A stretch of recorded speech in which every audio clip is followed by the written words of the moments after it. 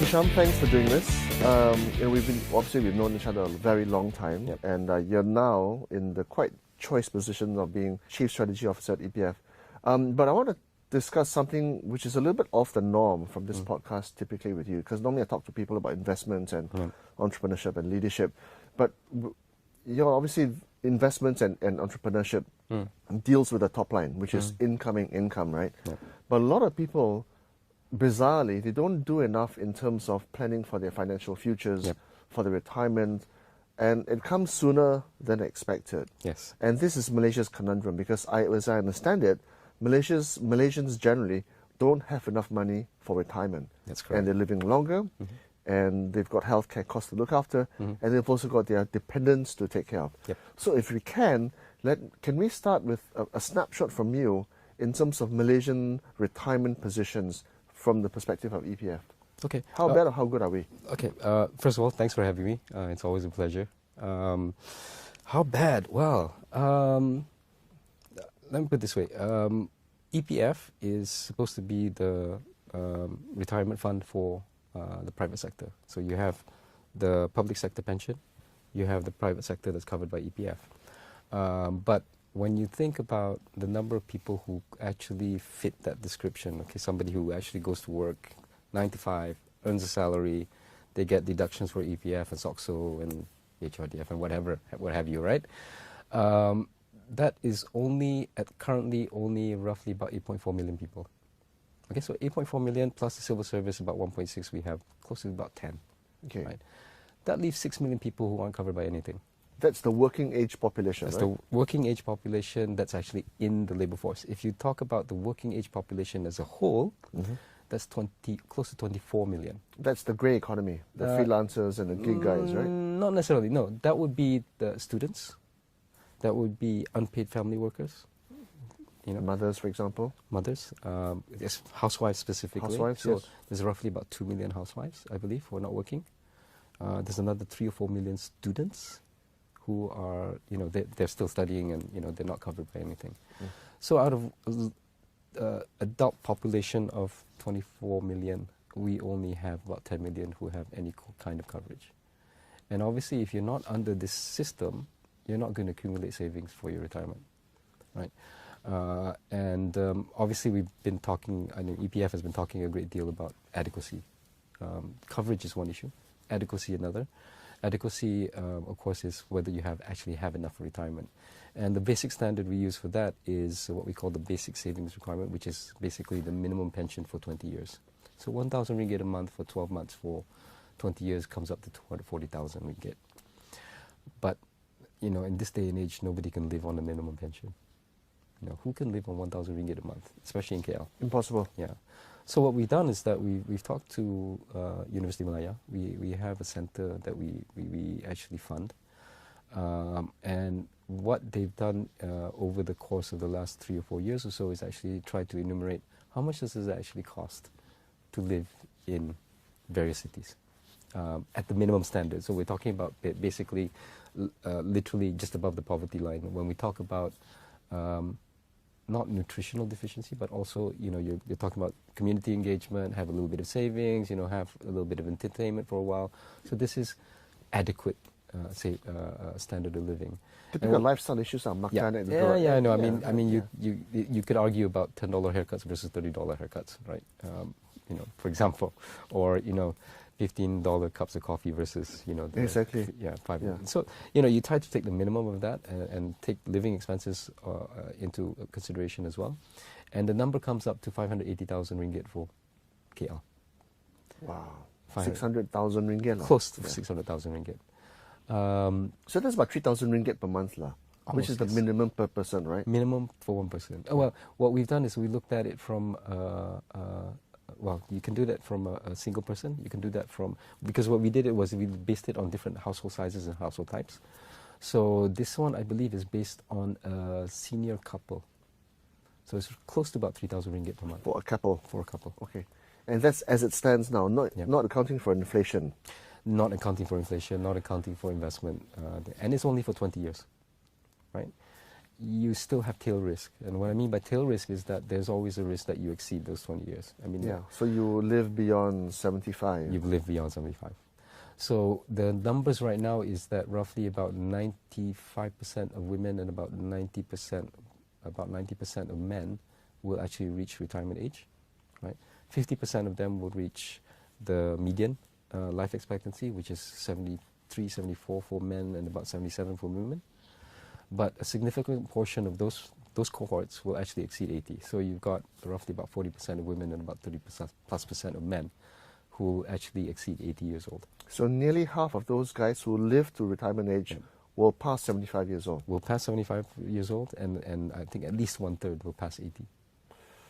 So the number 600,000 is, like that. Yeah. And if you add on those years, then it becomes obviously a lot more. So there's a huge mismatch about where we think the minimum savings rate is in terms of actualities, and this is as it stands now, without accounting for inflation or even people getting older beyond what they think they're going to... Right. And this is living expenses. We're not talking about medical, right? We're not talking about critical illnesses. We're not talking about, we assume that you have your own house, right? So this is just purely living expenses, being part of the community. And when we use that standard, 3% of EPF members meet that standard. Wow. 3%? Just 3%. So Malaysia is facing a ticking time bomb. We are facing a ticking time bomb in terms of social parachutes for majority of Malaysians. Yeah, and to be honest, I don't think it's a ticking time bomb. It's already exploded. It's yeah. And I think the thing about this is obviously we're not a Western country where everything is provided for. You have to provide for yourself, and the government provides for you and everything. We've always depended on community support. We've always depended on family support. When you go back to your kampung, it's your saudara, your adik-beradik, and everything. Those are the ones who actually support you. So having income isn't so critical. You have your kebun, so you can grow something and use that for sustenance. But those systems are breaking down as we go. As we urbanize, as Malaysia becomes more developed, people move to urban centers. They lose that community support. They lose that family support. And when, you could always go back to retire, but then you actually lose those, I think, family connections and everything because people just move away. Yeah. Or go abroad for better jobs. Exactly. And I think we found that with some of the statistics when we talk about the age profile of different states. The urban centers are getting younger. The outlying states are getting older. So there is this internal migration where the young people come to the cities to work. Right? But the people who are left behind are, they have less support, I think.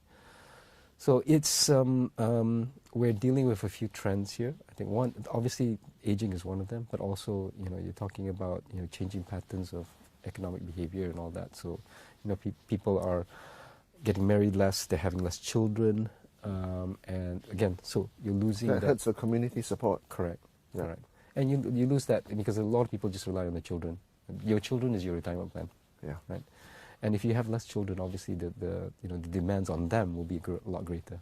Yeah, I was watching you on Ibrahim Sani last night to prepare for this discussion, and you found it quite anomalous that during the lockdowns and pandemic, but roughly about 2 years, when you have people in close proximity, you'd assume that birth rates would spike, but actually the reverse happened. Exactly. And you seemed quite surprised, but actually I wasn't because obviously people were very stressed out. Yes. And they were very concerned about the future. They couldn't see beyond the tomorrow because when you're not confident about the future, you're not going to bring another dependent into the world, exactly. Right? And that's troublesome as well. Yeah, exactly.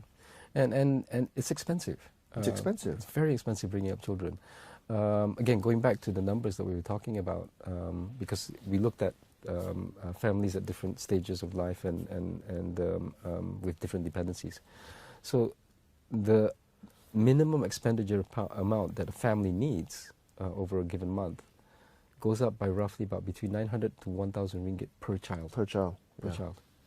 And you're not even talking about education, future education, savings or whatever, right? It's just the expenditure now. And I think that's one of the reasons why we're seeing a lot of, I think, angst within the Malaysia political scene right now. Because the people who, if you look at the age profile, right, the bulk of the population is between the ages of 30 and 40. And 30 or 40 is when you first get your home, Mm-hmm. you first start a family. Yeah. Sorry, can I just get you to repeat that? So the majority of Malaysians, age-wise, demographically speaking, is 30 to 40 years old. 30 to 40 years And old. how many percent is that? It's, well, relatively speaking, it's not that big. I think it's about 20 something. I Okay, can't so a fifth, 1 out of every 5 Malaysians is 30 to 40 years old. Okay, so what does that mean in terms of retirement planning? Well, one thing is that if you're 30, 40 years old, you just start, you're making your first big commitments, buying a house, starting a family, bringing children into the world, paying for the education, healthcare, and all that. And that goes back to, I think, some of the things that you mentioned just now about the categorization of households, right? Right. So you could be a T20 household, supposedly T20. So you're earning maybe 15,000 ringgit a month. But if you've got 4 children and you've got a house to pay for, you've got education to pay for, you're not actually very well off. It gets tight. It gets very tight. And you compare that with somebody, say, a single person who's living on 4,000 ringgit will be categorized as B40. He's not necessarily poor because he's got no dependents. He's got more disposable than Correct. the next guy. Exactly, Yeah. exactly. And it's disposable income that really drives people's behavior. So I want to try and zoom out because you talk about how 97% of Malaysians within the working age population, and that's only just is that all 20 over million Malaysians you're talking about, or No, is it just the 8.6? That's just the EPF members. Just so the EPF. we have roughly about 15 million plus members, Mm-hmm. right? So we don't cover everybody. Okay. And out of that, only 3% actually meet the standard. So only 3% of that 15 million people meet the minimum, which is 240,000 ringgit. They'll be the 600,000. 600,000. Yeah. Okay. Only 3% of Malaysians have that 600,000 ringgit in their accounts at the age of 55. Mm-hmm. Okay. So this is a huge structural problem Yes. because there's a few factors at play here, right? First of all, they're not making enough money to set aside in EPF. The money that they have that they're making is also diminishing in value against the global currencies, the Sing dollar, the US dollar, whatever, on an annual basis. And there's also the inflationary costs. Yep. Things are going up every year. In fact, in the last 2 years, they've gone up by an order of magnitude. I can't even imagine. At a real level, don't talk about CPI official numbers, right? At a real level. So this basically commands the attention of the policymakers in Malaysia. Yeah. We've got to increase the wages. We've got to address the diminishing value of the ringgit. And we've also got to address inflationary costs, which then makes the job infinitely harder. Well, How are you looking at all these issues? I don't know. I mean, we could be here all day talking about that. Yeah. I would say that within the limited sphere of just social protection, there are obviously a lot of gaps that we have, and I think the key retirement is one of them, right? But also when you talk about during your working life, we don't have adequate support for people while they're working as well. When we look at that, there's roughly about 9 different pillars of social protection. Maternity is not covered at all. Wow. At So all. what's covered? What's the 9? You have retirement. You have invalidity. I can't recall all of them offhand. The key Unemployment. ones? Unemployment. Okay. Unemployment. That's Soxola, isn't it? That's OXO. Yeah. But OXO has the same problem we do. They don't cover everybody, right? So even though you're working, quote unquote, certain categories of workers are excluded, right? So if you're a gig worker, you can do it on a voluntary basis, but it's not mandatory. They're trying to make it mandatory now. If you're working freelance, you don't get it. If you're an agricultural worker, you're excluded, right? It's bizarre. Because you're not earning a salary, right? It depends on the seasons, right? It's the definitions. Yeah. So it goes back to how you're earning your income. Petani, nelayan, they're not covered by SOXO or EPF. Foreign workers, obviously, patchy coverage, even though they do contribute to the economy. Contract workers, huge category. So under the Employment Act, there's 2 types of employment contracts. One's contract of service, one's contract for service. Sorry, getting into the legal side. And for, contract of service is covered under EPF and SOXO. Contract for service, which is like a contractual obligation to provide something, like a consultant. Say for 3 months. Yeah, for 3 months, whatever, is not covered. But this definition is abused. So some people under contract for service actually come in 9 to 5, provides work There's no time limit. So they don't pay EPF or they or SOCSO. Well, the employers typically are the ones who abuse that, right? Yes. Because they don't have to make the mandatory obligations. Well, I think some Malaysians actually prefer, because they prefer to have higher disposable income rather than having the deductions. But as a result, they don't contribute to EPF. They don't contribute after, say, 30 years, bam, time flies very fast. Yes. Alamak, right? No cash. No cash. And I think, sorry, I had a thought on the top of my head. What was it? Just as an example of the gaps that we have, during the height of COVID, we had roughly an increase of about 300,000 unemployed, and we had something like 2 million to 3 million people who were on furlough. In other words, they couldn't work and they weren't getting a salary. Have you looked upon those numbers in terms of now? Have they been rehired? Not so much, because if you're on furlough, you're still employed. Oh, so what happened? That's the 2 million you're talking about. 2 million you're talking about, yeah. Okay. But when we talk about unemployment benefits, because we have an employment insurance system under SOCSO, right? The peak was 170K. So massive gap. People weren't able to work. They weren't getting any income, and yet the system doesn't cover them. So when you say the time bomb has exploded, right, and you're literally talking about maybe millions of people who are now living hand to mouth, maybe way below the poverty line, how are they getting by right now? Well, again, we're talking about the family support, right? So kids and relatives helping to pay for expenses and maybe living in their house. Correct. So that's happening already. I mean, we're seeing it with working adults now. They are the sandwich generation. They're having to support both their parents as well as their children. I presume you as well. Well, I'm not so bad, because I think my parents were relatively well off. So we didn't have to provide for them, I think, from an income perspective. You still have to help them out with, my father passed away about 4 years ago now. But he had a lot of savings, he had his house and everything, so no issue. My mother has Alzheimer's. So my sister actually has to take care of her at the moment. But again, income isn't a problem for us. It's more about that emotional support, that medical support. So let's try and zoom out, right? What are the main social issues at play here? One, of course, is your salaries are not high enough. Correct. The other one is that you don't have the financial literacy to say, hey, if I'm going to make $10, I'm going to set aside 5 for savings stroke investment and then manage my costs. But a lot of people don't do that. Even the rich guys, even the successful... Yes, and it's quite surprising. Yeah. So how do we address that? Does the responsibility for that fall on the individual, or does that fall on the state? I would say it's more on the individual. There's only so much that the state can do. You can provide all the systems you want, but if somebody doesn't know how to use it, then that's a problem. I think just going back to your wage issue, just to give the numbers, right? Within the EPF system, roughly about 50% earn less than 2,300 ringgit. So that's the median right now, yes. So the median at a national level, income-wise, is 2,300 ringgit per month. Which is actually quite a bit of an improvement. I know people are quite surprised at how low wages actually are when they look at it, because they're used to thinking that's literally $500 a month. Yeah. And if you get 4,005, I think if you're roughly around 5,000 ringgit, you're already T20. Wow. In terms of salaries. So how are these guys getting by? Okay, don't talk about Klang Valley lah. Okay, talk about, say, Bintulu or Parit Punta, right? Right. I mean, even there, it's not cheap anymore. I was in Johor 6 months ago. It's off the scale in terms of the cost. And I'm talking about kampong, Yes. Right?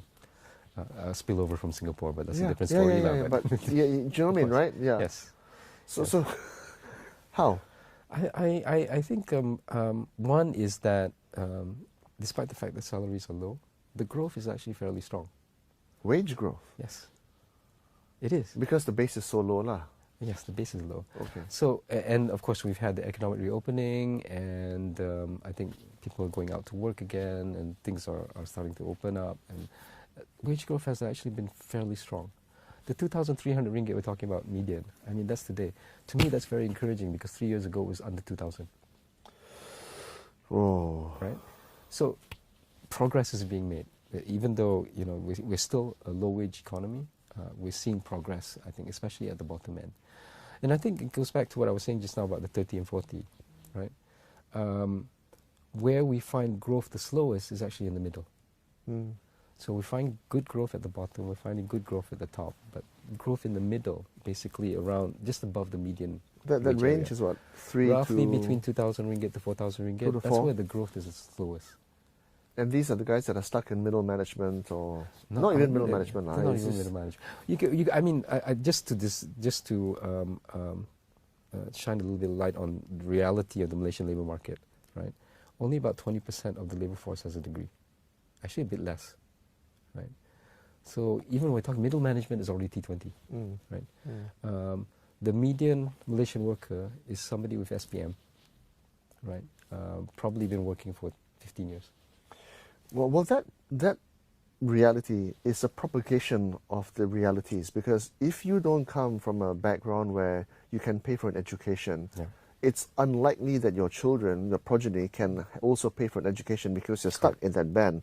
It's very hard to come out of where you're born into, right? Because you just don't have the opportunities. You've got to go out and work because your parents are, tooth and nail, right? Yeah, that's right. And I think that's been, I think, confirmed by some of the studies on social mobility in Malaysia. We do find social mobility over time, but that was the previous generation. So the current generation seems a bit stuck, right? This is probably the first generation in Malaysia where you might not be better off than your parents. I'm starting to see that as a reality, because while they can't afford to buy a house, entry levels for property is just ridiculous, right? Bringing children becomes a lot more expensive. Yeah, cost of living is just crazy off the scale, and if they want to move to the city, that's just like murder, right? Because urban costs are ridiculous.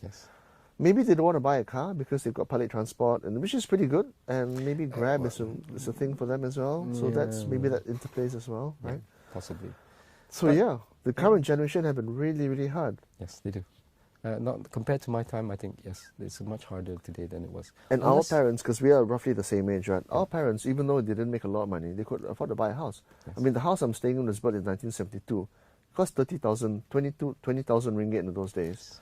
Okay lah, Decent location. Decent lah, right?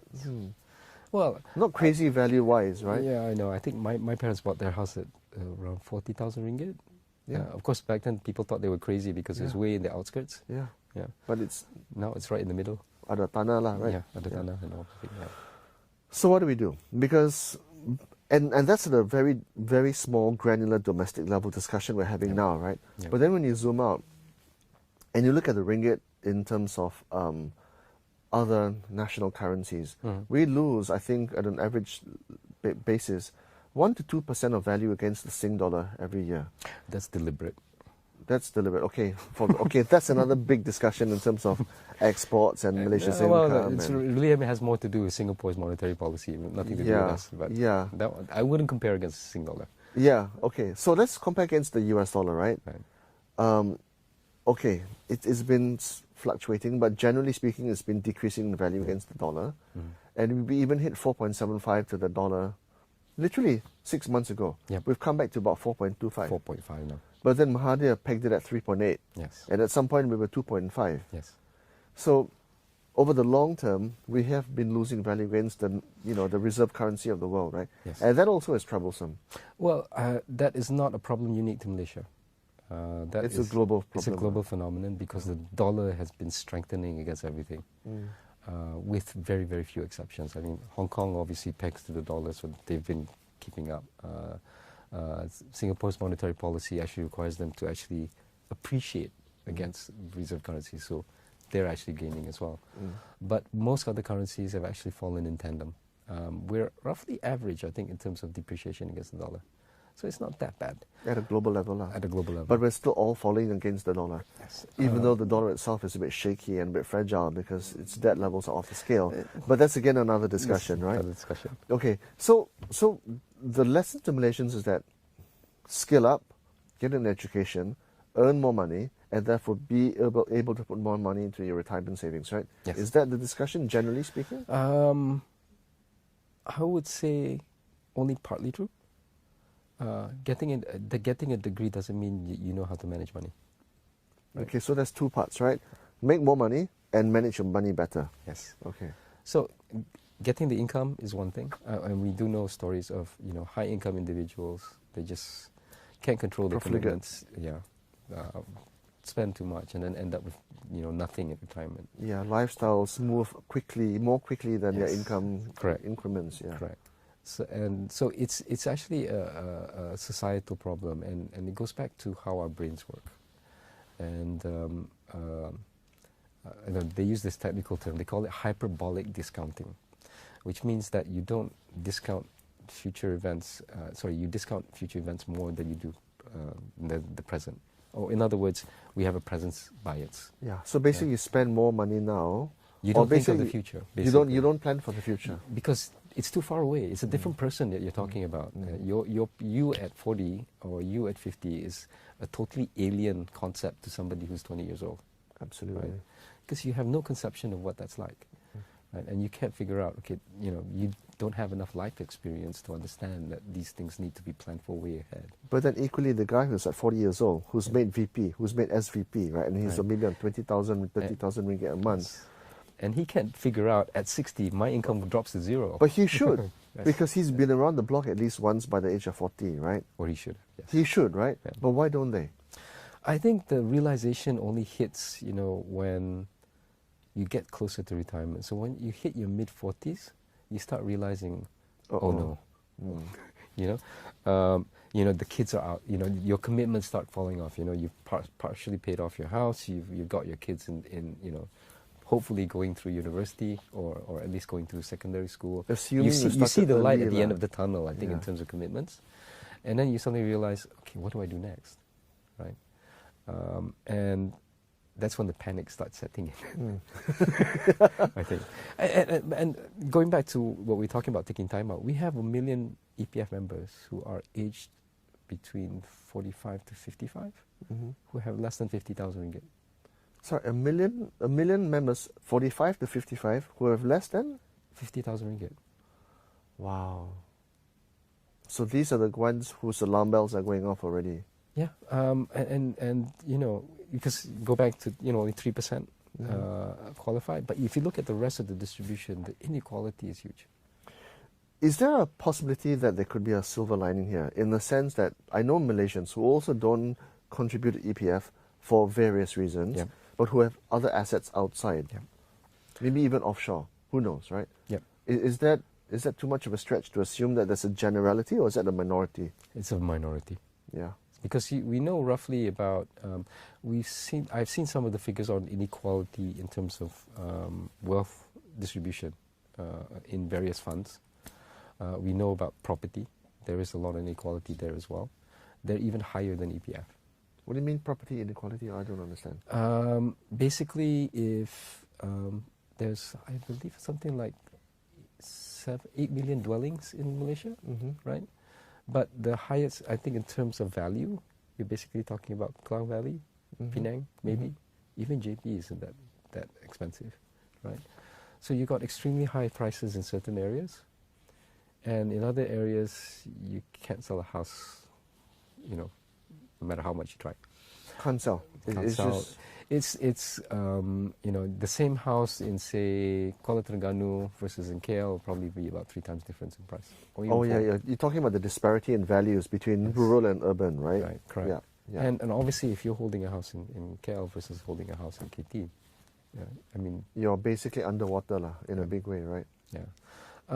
No, in the sense that your wealth accumulation is a lot slower, right? Especially if you're holding landed property versus, say, apartments or condos, right? Landed property generally does tend to continue to go up. Condos, apartments, they tend to go up in spurts, and then you have this fallow period where it doesn't go up at all, right? And we're seeing that now in the property market today. Double-story housing, still okay. Terrace housing, still going up. But if you own a condo, you own an apartment, or you own a flat, they're going nowhere. Well, then the financial advisor will say, well, go and rent out those units, or at least Airbnb it or something, get some income. But the problem is the income from that is also at a negative carry, right? Yes, because it's not enough to cover your... Exactly. The costs are still higher than your income. Correct. And you're still having to fund the difference there. And you still have to live somewhere. You still have to live somewhere, that's right. And if you live in one of those, then you're paying for that plus your Yeah. investment properties, Yeah. which are underwater. Yeah, but I think the reality of the situation is that for most people, they only have one house, right? They don't actually have that portfolio. I mean, it's really rare to have more than one. I think in terms of coming back to that issue of managing your wealth and investments, it's something that needs to be done when you're young. You have to do it very deliberately. Because I think what we find is a lot of people tend to fall for these get-rich-quick schemes, right? Because they don't understand risk, they don't understand the relationship between risk and return. They don't understand, I think, how to construct an investment portfolio. Because I think that's the fundamental, I think, basis of all this is that you have to look at your assets as an investment portfolio, right? And you have to understand how to construct that portfolio. This whole idea about the education sector being in real need of systemic reform has been a discussion for many, many years, right? And, the conventional discussion has been on, preparing the child or the student for the future, STEM subjects and, critical thinking and all that. That's one equation. But at a personal level, I've also believed that there should be soft skills introduced at a very early level. Yes. Social skills, interpersonal skills, because oftentimes I see people who succeed in the workforce are not so much those who are technically proficient, Correct. but those who can manage up and manage down and manage sideways. Yes. And they get promoted faster, Yes. bizarrely enough, right? Yeah. The other thing that people should also learn at a very young level should be financial skills. Yeah. And this, to me, is a fundamental omission in education, Yes. not just in Malaysia, it's global. Everywhere, yes. In America, they don't even teach financial skills at a young level. No. You're basically left to fend for yourself. And that's something we should do, but we don't. Yeah. You earn 10 ringgit, you spend as little of that as possible, you forego your wants and your needs. Don't buy the iPhone for God's sakes, right? Don't go to Starbucks for God's sakes, right? Set aside at least half for savings and investment, but we don't do that. The flip side happens, right? And it goes back to, I think, understanding what the purpose of education actually is, and understanding how the brain actually develops in a person, right? I mean, you spoke about soft skills, you talk about those foregoing that instant gratification. Exactly. And when that is actually built into a person? Between the ages of 3 to 5. Okay, so the parent is the one who is saying, so when the child cries, just give him or her, give the child the instant gratification. Instant gratification, right? That's right. Because then they get it, right? Correct. Yeah. And what would we hope to do with when we send our kids to preschool, right? We want them to interact, right? We want them to, because the purpose of I think our mistake is looking at preschool as an extension of primary school or a prelude to primary school, right? We just bring the syllabus down faster, right? And that's not correct. Because the purpose of preschool, during that ages of 3 to 5, is to teach interaction. Soft skills, communication skills. Negotiate. Correct. Give me that pram. Otherwise I'm going to cry. Because that's the way the brain actually develops. Yeah. That's when the brain actually picks up on all these skills. It's only roughly when you get to 6 or 7 years old they start developing cognitive skills. And that's when you want to put in the knowledge that you want to transfer to children, right? Afterwards, not during preschool. Preschool is about the soft skills part, and that's all interaction, it's play, it's all the things that kids are supposed to do. Yeah. Kids want to play, and that's a natural instinct, and that is when they actually learn all these skills. So put simply, what you're talking about is we as individuals, it's our responsibility to manage our top line, which is our income growth, right? Yeah. And to manage our bottom line, our costs, which is basically how much we spend versus how much we save and invest. Yeah. And oftentimes, in fact, in the majority of the time, Malaysians just don't do that well enough. No, and we just completed our latest financial literacy survey. And in Singapore, roughly about 70-something% of people pass this test. So it's a standardized test, right? In Malaysia, only about 29% pass. So in Singapore, 7 out of 10 are financially literate. In Malaysia, 3 out of 10 are financially literate. Correct. What are the is it the same kind of test that you applied here to ours Singapore? was slightly harder. Ours is hard. Okay, that's good. Yeah. But what are some of those tests? It's very simple. Do you understand the difference between interest and simple interest and compound interest, for example? Right. Okay, So that's quite hard. Simple interest, compound interest. So, for example, if you get, assume you get a 5% return on a 100 ringgit deposit, right? Okay. After 1 year, is it higher than 105, lower than 105? You know, those kinds of questions. It's not easy also, huh? It's very basic, but yeah, it's not very. It's not easy. I wouldn't say it was easy, Yeah. but you know, it's understanding the concepts. Okay. Right. So credit cards, compound interest can also work against you when you apply for credit cards, right? Which is a big problem. Yes, Yeah. because they advertise 1.5% per month. Yeah, but then if you leave your money in EPF, it compounds at least 5%, give or take, every year, and you can double your money in 20 years. Exactly. Something like that, right? Yeah. Yeah. But I think most people just understand. They understand simple interest. They don't understand compound. And the value of saving is actually taking advantage of the compounding effect. Yeah. Right? Yeah. And that's why it's very beneficial to start as early as possible. Yeah. Right? I mean, Warren Buffett very famously bought his first stock when he was 12 years old, and he's probably left it there in the last, 70 years. Yeah. And imagine Yeah. the compound growth of Yeah. dividends and bonuses and share issues and Yeah. all these things is ridiculous. Yes, it is. Yeah. It is. And that's how you build your wealth, step by step, and then you take advantage of that compounding. Okay, so to me, right, when it comes to the whole idea of investing and taking care of your future, to me the order is this. Okay, it's all about the order of things, right? So to me, first of all, it's insurance, personal health insurance. First lah, once you start working, right, personal health insurance, property, shares maybe, and then beyond that, whatever else, right? Is what do you think? Is that in order terms? Is that the appropriate way? I think, I would say that Things like cars last. Okay. Yes. No, car last. Okay, credit card last. Right. Well, cars are For transport, yes. So yeah. buy an old bagger. Don't care what people think about you. Yes. Okay. Yes. Get a 20-year-old Proton. I made the mistake of buying a new car when I first started working. Never Same. again. Exactly. Same. Never again. Same. After that, it was all secondhand. Same. I think you look at you look at the relationship between risk and return. Right. When you're building a portfolio, you want start with a base of very low risk asset. Right? Okay. So property could be one of them, but you have to be careful about location. Yeah. EPF is another because Okay. it's capital Start guaranteed. contributing as early as possible. Correct. It's capital guaranteed. You want that as a base, right? Then you go progressively higher in terms of risk and return because you do, especially when you're young, you have time to recover if something goes wrong. So you can take on a higher portion of higher risk, and it goes back to so you build it up from there. You have a safe area, so EPF and housing, whatever, unit trust, right? Okay. Then maybe equity. Can I just Yeah. at the risk of incurring the wrath of many people, to me unit trust is a pretty bad investment. It depends on which manager you're going with.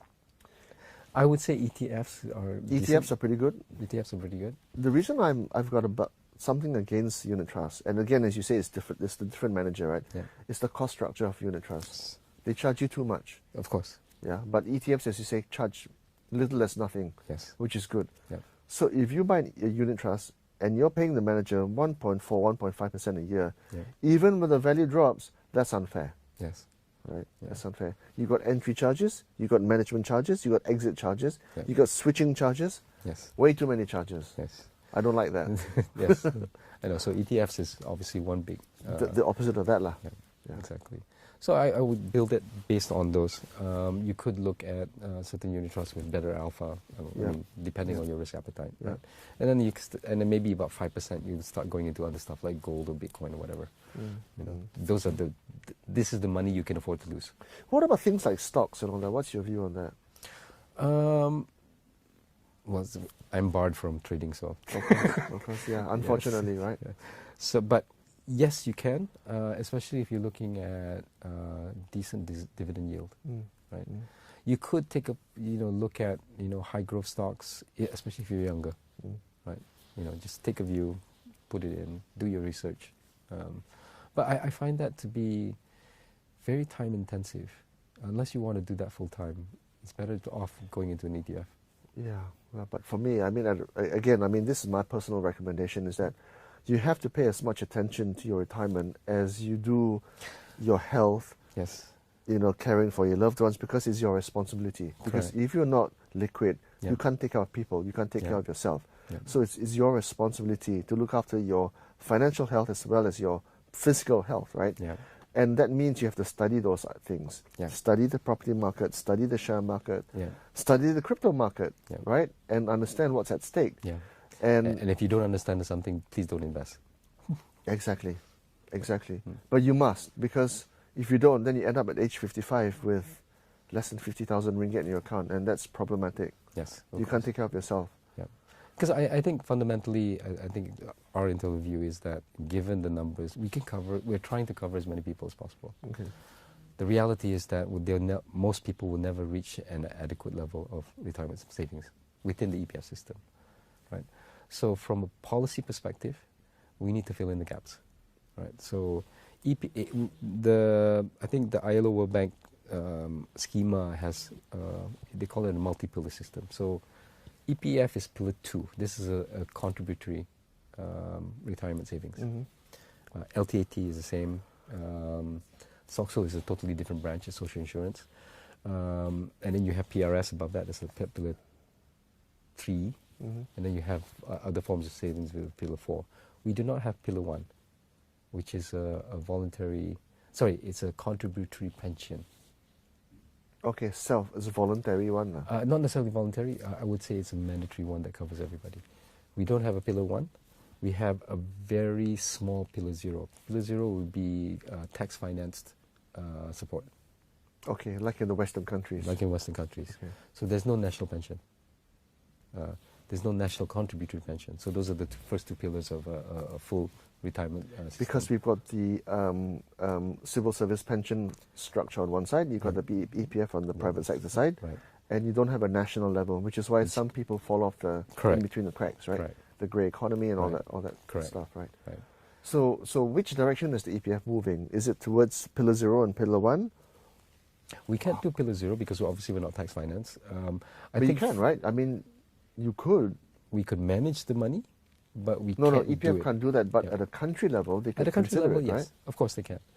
But that implies certain trade-offs, because if you want to do a full-scale national pension that is tax finance, you need to have the taxes to support it.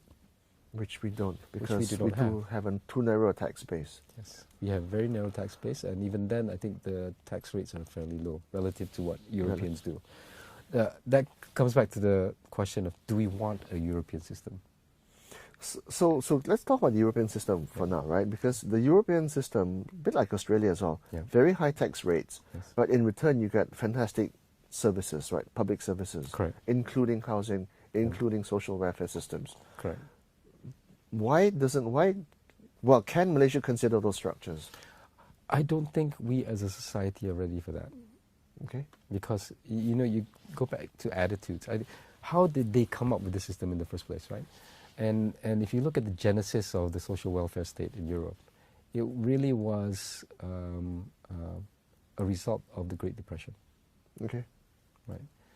We've never had that kind of catalytic moment where Well, some people would say COVID was one of them, possibly, right? right? But if the people are not demanding for it, Because maybe they don't know. They don't. Yeah, exactly. The education, they don't understand that. They don't these have the maturity alternatives to they lobby don't- for well, that, I won't right? say maturity, but I think they've never been educated on alternatives. So I think there was a lot of political will, there was a lot of political support for creating that social welfare state in the 1930s. COVID just lasted 3 years. The Great Depression lasted for almost a decade. And even that, it can be troublesome because, as you said, I heard you on Ibrahim Sani, in Poland, the healthcare bill is on an order of it's like 1,000% GDP over the long term. It's actually the pension. The pension. Yeah, the pension system, right? So just caring for elderly, Yes. and paying for them until they are That's right. mortal. So we don't necessarily want that, because, Yeah. and I think society is not ready for that, because we don't have that kind of society where we're willing to sacrifice for each other. Mm. Right? There is. I mean, I see some beginnings of that. I think the Kita Jaga Kita was fantastic. Yeah, but again, that was very social and very voluntary. It was all based. voluntary based. Yeah. Yes. Can we do that as a society? I'm not sure. And we're there yet. consistently? And I'm not consistently, sure. we're a multicultural society. Most of the Europeans are homogeneous. Homogeneous, yeah. So, will there ever be political acceptance for that kind of system in Malaysia? I'm not so sure it's there. We can do some elements of it, right? I think as the population gets older, there will be more political support for creating a pension type system. But then it comes back to how are we going to finance it, right? There is a possibility of maybe looking at a Pillar 1 rather than a Pillar 0. But Well, yeah, if I kind of stop you there, right? Paying for something, it's easier when you're making money, right? And as a country, a country's economy is comprised of its people and how well they can produce. Right. If the education sector, if your national productivity isn't great, then that's problematic, which then goes back to the other non-retirement issues, which is the economy and productivity and education and the social. I mean, I heard the World Bank talk about this on BFM a few weeks ago. Malaysia has got one of the biggest subsidy systems in the world. Yes. So many subsidy systems in the world. Yes. So there's this idea that it's okay to be a little bit mediocre because the state will look after you, right? It's a little bit, and that's problematic. I Because think then you don't work at as high a rate as you can. You don't skill up as well as you can because you just like have a bit of a lotus eater syndrome, which is problematic as well. I think that only is true in sports because I think the problem with our subsidies is that we're not getting any bang for the buck for them, really. So the biggest one is actually fuel. Fuel, yeah.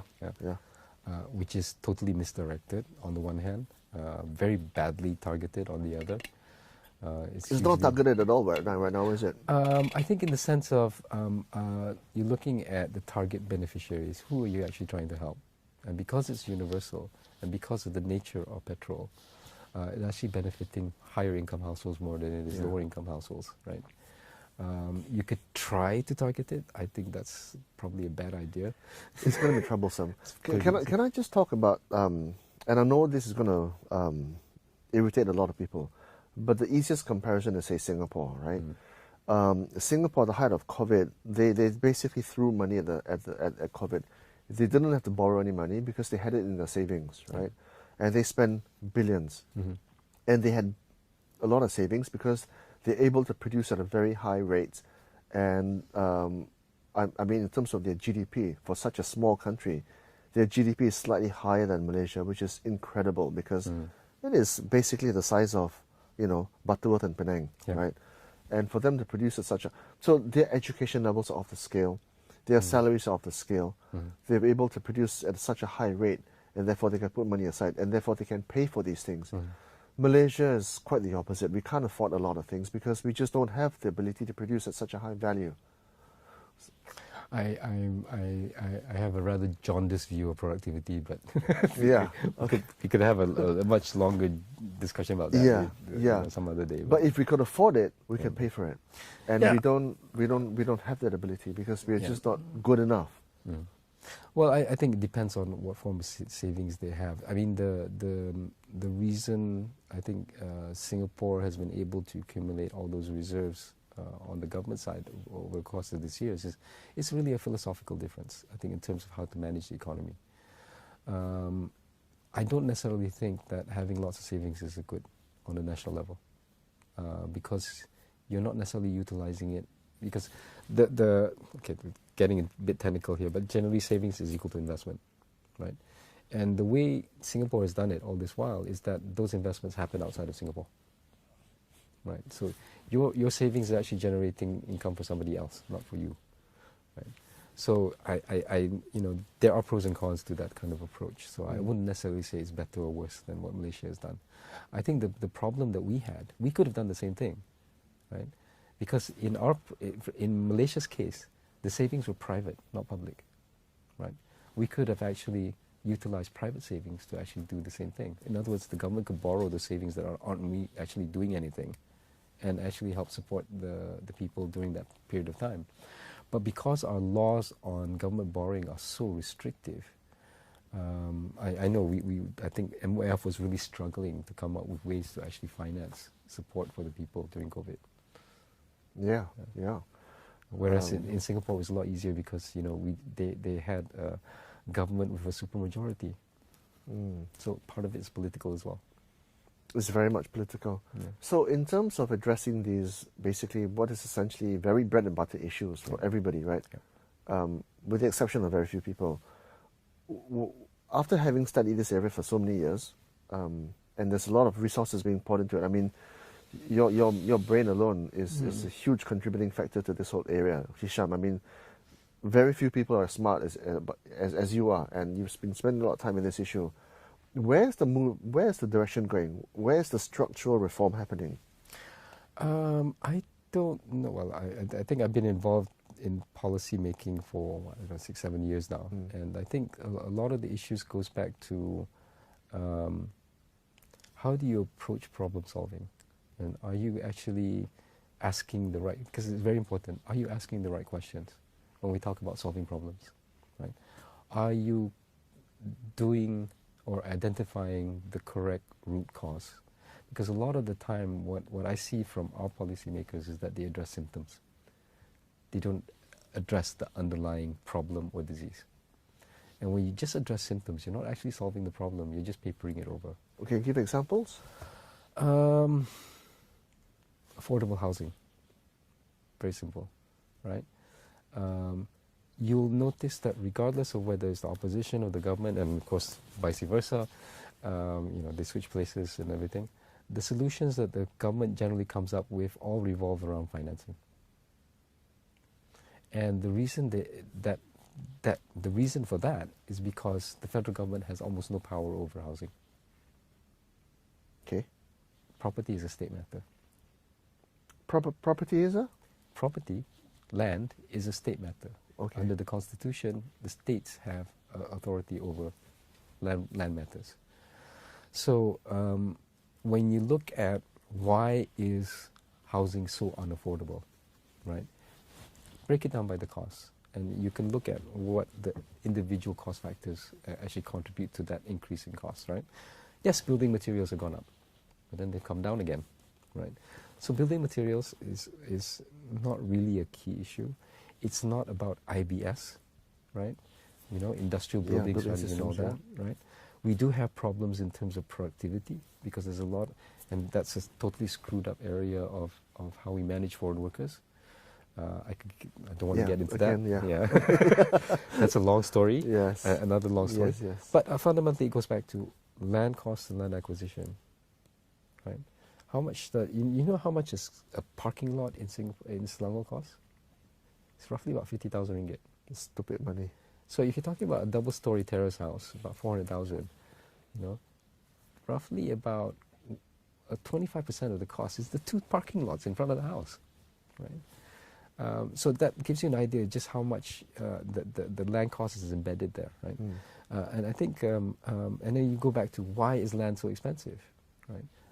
Obviously, one is acquisition, second is premium conversion, conversion premium, sorry. So that's something which the state monetizes. They can easily reduce that if they want, but they also need to cash out. Exactly. So state income, actually 95% of state income actually derives from some form of property tax. Whether it's conversion premiums, whether it's assessment, whether it's quit rent, 95%. Yeah. If people understand the number of layers involved in ownership of a property, they'd be scared because you got DBK, you got Kalian, you got your borrowing costs, you got inflation, you got, oh my God, this is repairs. And the fundamental basis, if the land is expensive, everything on top of it becomes more expensive. Will just be a layer on top of the initial layer, right? That's correct. Okay.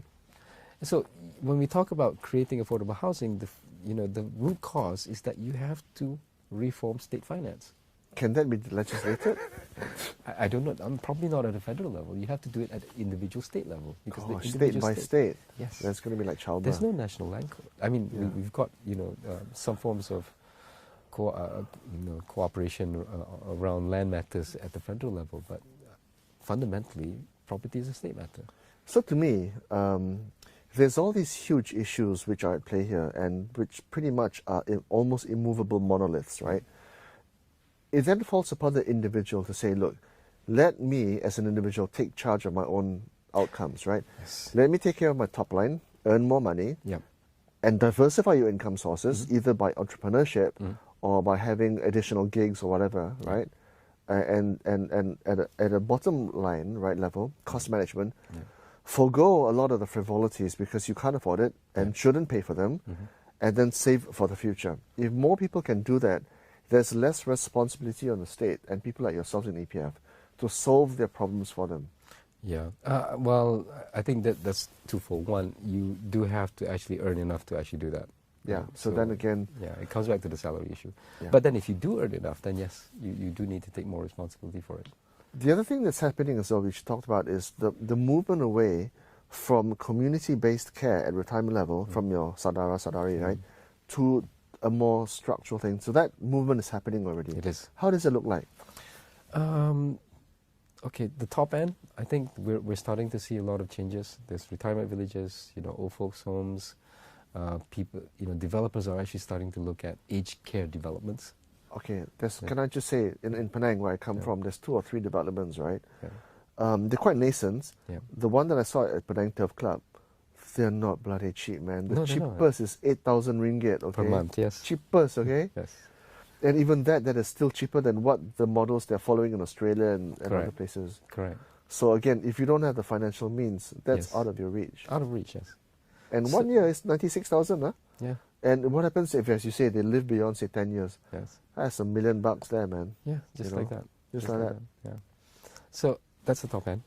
Mm. I think what we found, because again, working with UM, we've done a survey. We have a continuous survey every year on we call it MARS, the Malaysian Aging Research, I don't know, something or other. Anyway, we follow a particular cohort, and then we ask them questions about their lives and how they're doing and everything. And I think the reality for most people is that they don't want to go to an aged care home. It's a stigma thing. Well, it's not necessarily stigma. It's about independence. You see. It's about. I literally went to the one at Penang Turf Club about a few months ago, right? Yeah. It's fantastic. Yes. It looks like the E&O hotel, okay? Yeah. It's fantastic. Your makan is taken care of. You press a bell, a nurse comes running. You've got your own car park. You can come and go as you please. Yeah. There's a public coach, well, it's a home coach, which takes you to Gurney Plaza, Georgetown, Batu Ferringhi, every day, right? And you can come and go as you please. It's like a condo. It's like a facility, but you just have the ability to have your meals taken care of. Your laundry is paid for you, right? The cleaning is sorted, right? It's fantastic. I'm going to go there if I can afford it. Yeah, but I think again it goes back to what people actually want, and they're more comfortable aging in place. I think about 70-80% of Aging in Malaysian, place, in their own home, right? in their own homes, Yeah. with their family around them, with their friends around them, with the community around them. You're going to the temple or church or your Mosque, your mosque or surau, every week or so. That's the community you want to interact with, not in some condo, Some anodyne place, where you right? don't know your neighbor. Yeah. We got to try to get to know them. Yes, right. And heaven forbid making new friends So at 75. we can never forget that community engagement, that social engagement is very important, especially when you get older, right? Because that actually is one of the things that keeps you going. Yeah. Right? So a lot of people want to do aging in place, but do we have the systems to actually support that? Right?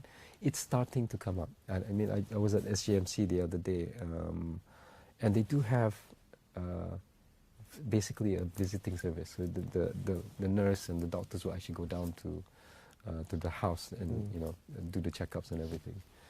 Then they have an aged care, I think, service as well. So it's starting to happen, and I think that's a lot more affordable than actually creating, paying for a whole new condo with all the facilities and everything. Should the state step in and build more retirement homes and even retirement communities? Like a Desa Park City, but for retirement, and some of them are pretty good. I know.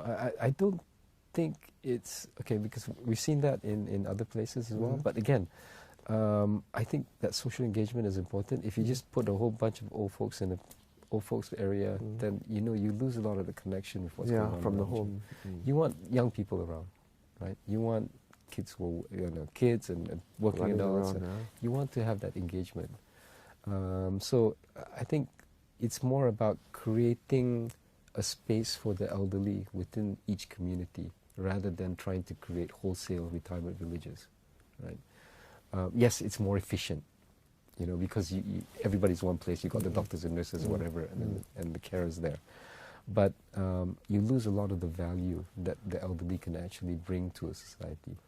So that model, can it look like, for example, in a neighborhood, right? Yeah. Where you basically got a state-funded hub of medical facility where Correct. you've got a general helpline. You just call up and say, okay, inject this that. or madam that or whatever You it is. could do that, and yes. within a 5-minute driving radius. Yeah. And that's interesting, right? Yeah. Yeah. And then also maybe you've got like a makan like a hub where Yeah.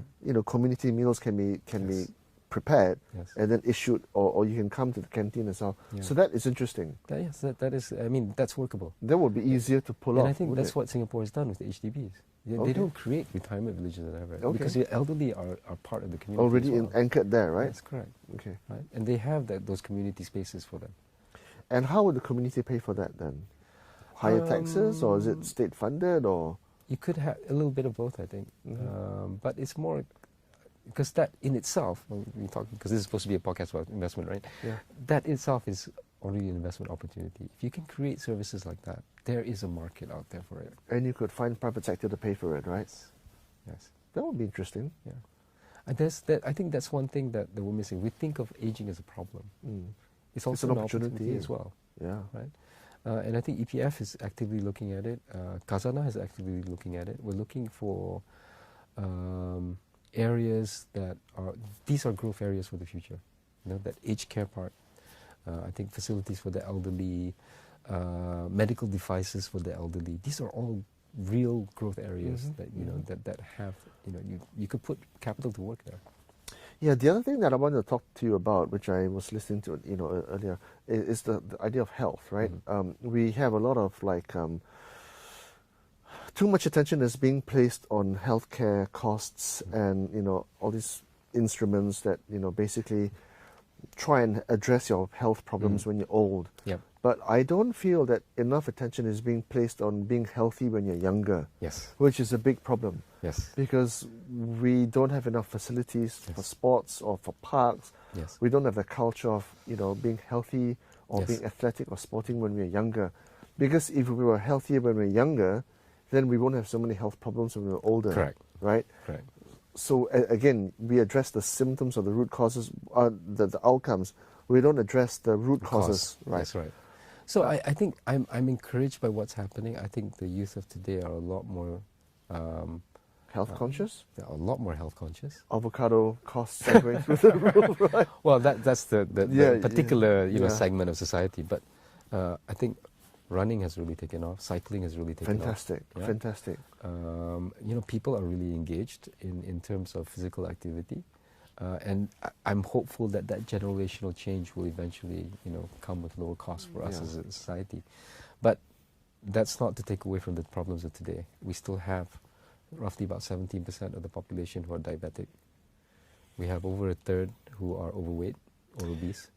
We talked about the fat tax in Malaysia some years ago, right? And in fact, in Japan, if it's fair, but yeah. But I mean, for example, can you legislate the amount of sugar that the mamas put into the teh tarik? Because that is just insane. yeah, Right. can't do that. Can't do I that. mean, it goes back to what the individual wants. I mean, And it's personal accountability, right? You Correct. don't want to micromanage to the point that you have Yes. to say, look, please don't have 3 teh tariks lah. Yes. Right? or even one. Yeah. But it goes into that. And please don't put sugar into your food, which a lot of cooking actually They does. do. Yes, they do. Quite a lot. The sambal tumis and all that, right?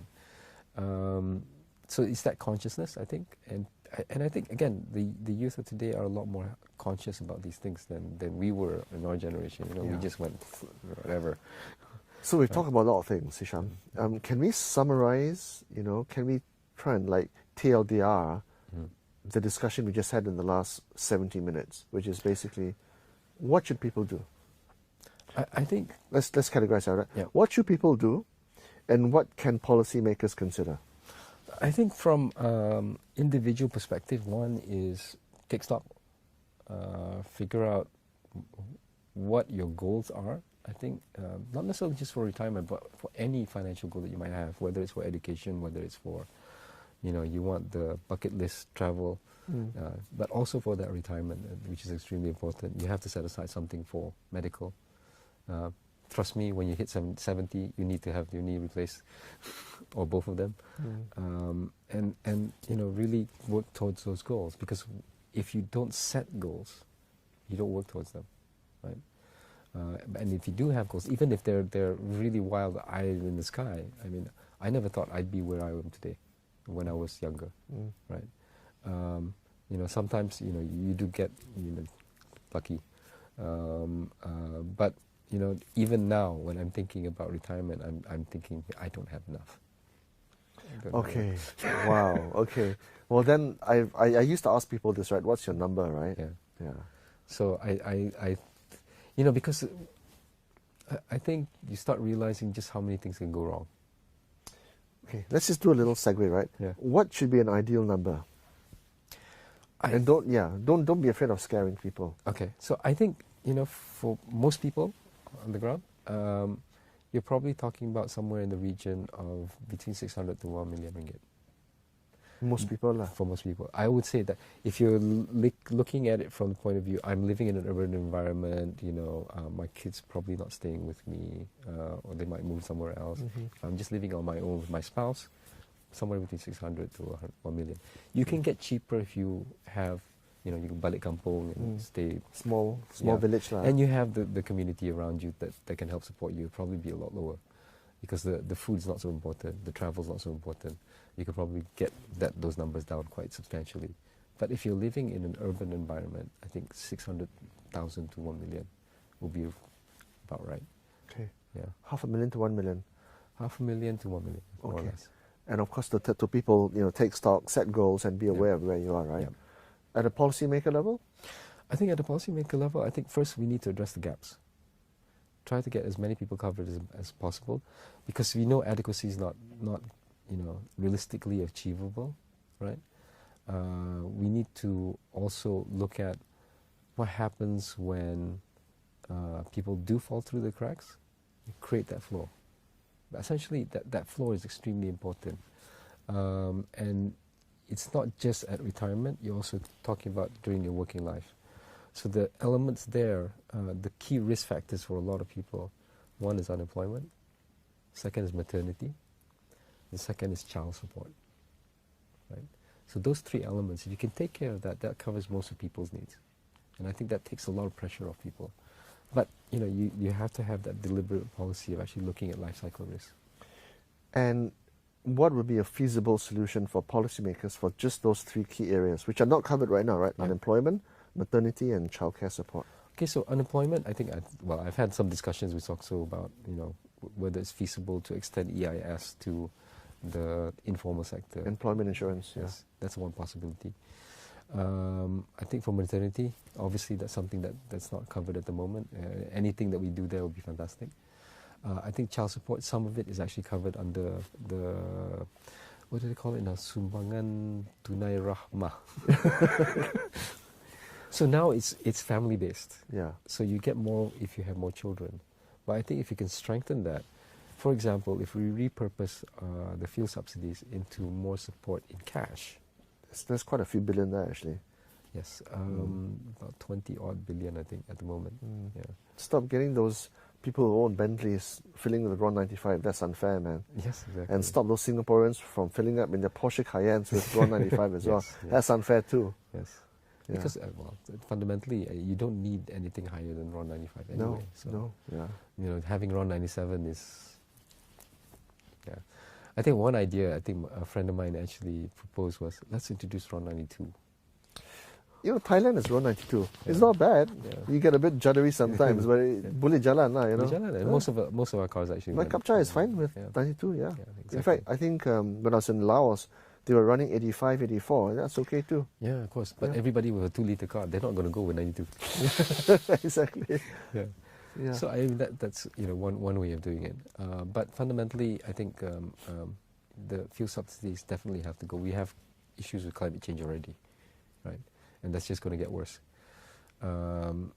but repurpose that into meaningful support for people, and in a way that actually covers their key issues. Yeah. Yeah. Yeah. Okay. Yeah. One more issue before we stop. Okay. I'd like to ask your opinion on rethinking the idea of retirement, because a lot of people believe that once you hit 55 or even 50 if you're lucky, you stop working and then you live on your retirement savings. Should the idea of retirement be rejigged to include the idea that you continue to work, you don't actually retire in a conventional, traditional sense, you continue to work in any number of ways, right? Yeah. As a consultant, as a Grab driver, finding new skills and monetizing that, so then the burden on all those other things are minimized, and you still have an inflow of income. Yeah. Okay. One is that Malaysia has one of the lowest retirement ages in the world. Right? Everybody else has moved up. But that's also unfair. Why would you want people to work at 62, 65? That's almost inhuman, you know. No, it's not, because I think what happens is that as life expectancy has increased, so has active life expectancy. Yeah, but you want to work on your own terms, in your own time, doing things that you love, rather than continuing in your inane corporate job. So what's happened in Singapore is that they have a re-employment law. Right, so you can, what companies are required to do is once you hit the retirement age, you are required to offer that employee an extra 5 years of employment, but at a reduced rate and for reduced time. Okay. So you're no longer coming in 5 days a week, right? You are still employed, you're still doing work, but it's on like a short scale kind of basis. So it's fantastic. Yeah. So something like that can be, and I think the take up is something like 97, 98%. Most people take it. But I think the reality for most people is that whether they're given a choice or not, they basically still have to continue to work because they simply don't have enough money. And how do we facilitate that? Right? You could extend the retirement age, right? Because that will give you. One, it increases your the amount you accumulate while shortening the amount that you need to decumulate, right? And second, of course, it keeps you active. And I think keeping active is actually quite important. I think in terms of keeping healthy and being engaged. And well, Lee Kuan Yew famously said that once you stop working, you start to die, right? And even Tun Mahathir till today is working. He's working the socks off. That could be why he's still alive at 96. Yes. Yeah. Yes. Because the brain is still working. Yes. Yeah. So I think one is raising the retirement age is something that we can't discount, right? But second, also we need to provide support for elderly work, right? To ensure that people have those options for employment after the official employment, retirement. And I think that's one way we can address some of these issues around inadequacy of savings. All right, man, that was fantastic. I get the feeling that we're going to be discussing this on a number of levels in the years to come because it's by no means fully addressed. Of course, and I think this is something that's, we're not quite out of time yet, but, we're getting there. Okay, man. Okay. Thanks a lot. Sure.